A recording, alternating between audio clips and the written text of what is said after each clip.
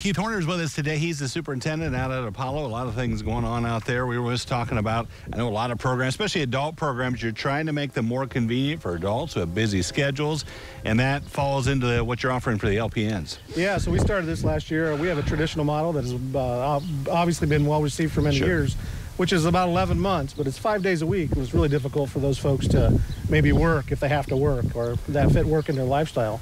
So we created a longer program. It's more than 3 days a week, and they're able to work the other part of the week. So that's been greatly beneficial.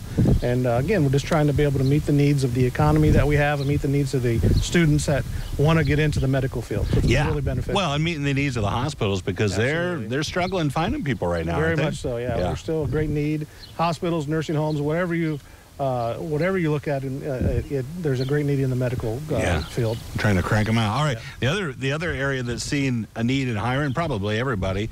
I know the business world is manufacturing, that kind of thing. So you have apprenticeships that you've been doing for some time now, and those are really turning results. Yeah. So with the employment situation like it is, we weren't necessarily getting people coming off the street. So employers or folks who want to work can work. Employers are trying to find a way to train those employees. So we're working in electrical apprenticeships, industrial maintenance, and tool and die apprenticeships.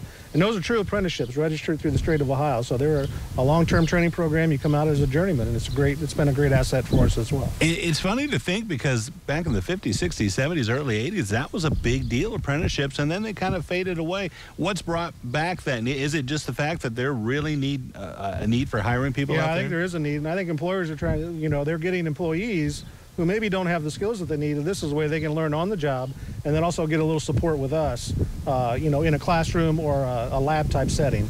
It's such a nerve-wracking time of year when you're trying to find a job and figure out what your career is. And as you said, a lot of these folks going through this apprenticeship and then they're like, well, I've got my job now, and they come to an understanding there. They got their job, and while they're getting trained, they're getting paid for the entire time. So it's really a win-win for a win-win-win for the employer, the employee, and Apollo Career Center.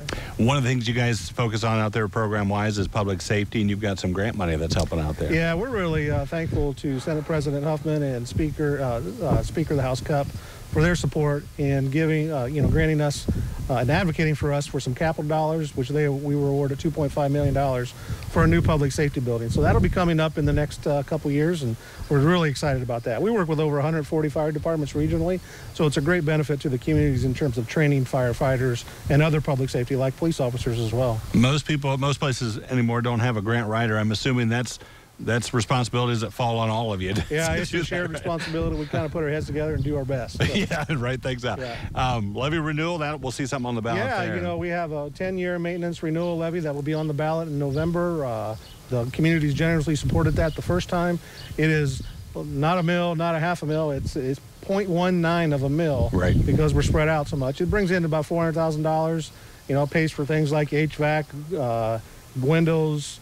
These buildings are very expensive, very big, and this will help out for another 10 years to be able to maintain that building. Do you get called on, especially among the social service groups, to come and speak on that once in a while, maybe give a little update on that? Yeah, we're happy to be able to come and speak and advocate and talk about what we do at Apollo and why it's so important, because from an economic development perspective, we're trying to upskill our community to help our community. Sure. The high school acceptance letters, give us an update on timelines there. Yeah, if you applied for our high school, you should receive acceptance letters around June 1st, so this week.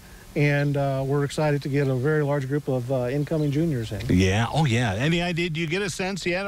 Yeah, we think we're going to be between 850 and 900 students this year, which will be probably another record enrollment for Apollo Career Center, which, again, I thank our community for valuing career technical education and what it does for our students and our community. Yeah, it's really taken on even more. But, we've talked about nothing against college careers, but there is another opportunity for those who maybe don't want to go to college. Absolutely. College is absolutely right for a lot of kids, and it's a great benefit.